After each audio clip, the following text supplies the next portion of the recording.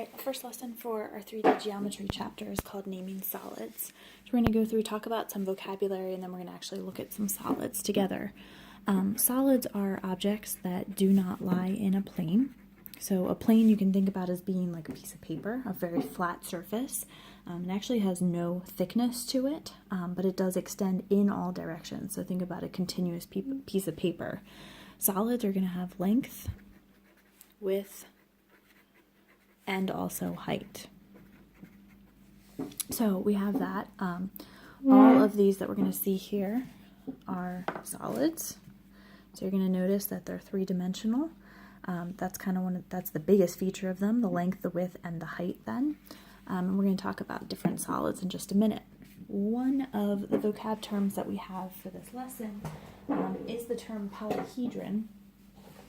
And a polyhedron is a solid whose faces are all polygons. So when we talk about a polyhedron, the most common example that you're used to seeing is actually a soccer ball. So that's why there's that example there. It's made up of hexagons and pentagons. If you also do a Google search of polyhedron, you'll see a whole bunch of different cool ones too. A prism is a solid with two congruent polygon bases. And in the prism, all the faces, so the other parts of it, are all going to be rectangles in our case. In general situations, they are all going to be parallelograms though. The ones we see are all going to be rectangles though, so you can kind of think about it that way. A pyramid is a solid with one polygon base. So if you think about the base of the pyramid, all the faces, all the other sides are going to be triangles. The next one is a cylinder.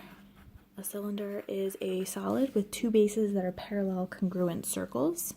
A cone is a solid with exactly one circular base and one vertex. So this is going to be a point. It's another fancy word for that. A lateral face is any side on a solid that's going to not be a base. An edge is where two faces meet or intersect. That's the math word there. And a vertex is actually where two edges meet. So for example, if we look at this cube, this right here across the top, or maybe it's a little bit easier to see it, this right here is actually your edge. This point right here is the vertex. It's where two or more, in this case actually three edges, actually meet together to form the vertex. All right.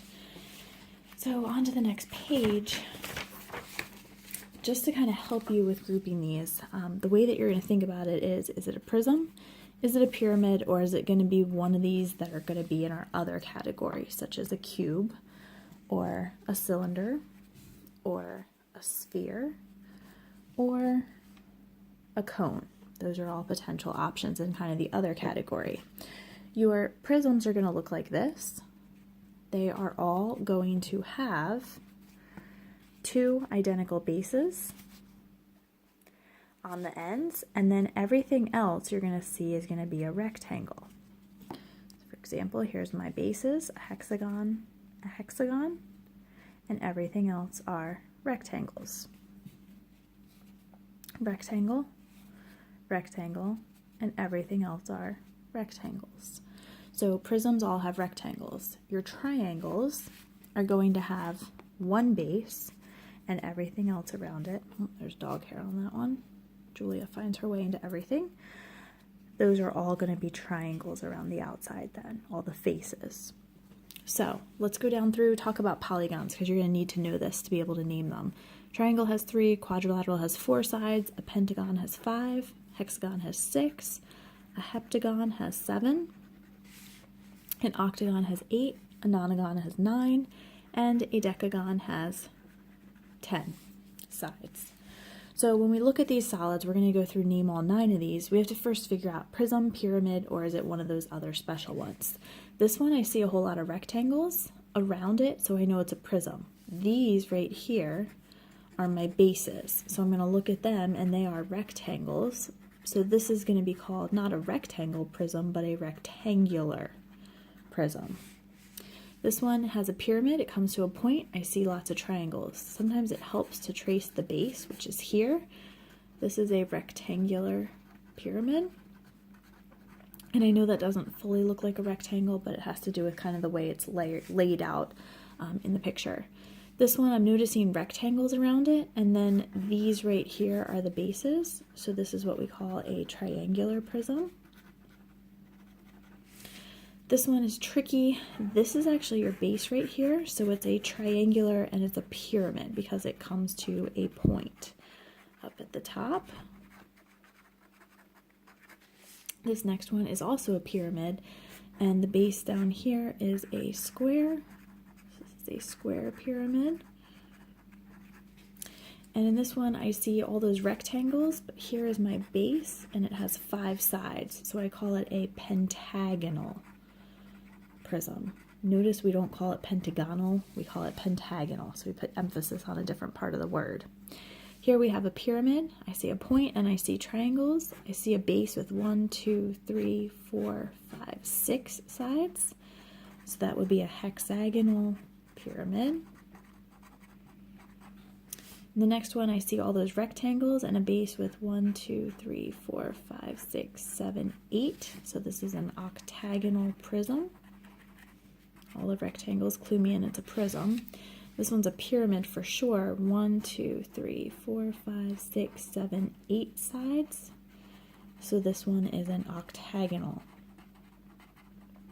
pyramid then. Ooh, sorry about that. Alrighty, on the next page, so you actually see here, we have a base, we have actually a solid here that we're going to look at. Sorry, I'm trying to reset up the tripod here so that we don't run into that issue again. Hopefully that works. Nope, doesn't like it. Alright, so in the figure below, describe the base, name the figure, and label the part labeled CD. So the base is actually a square here. So this is a square pyramid.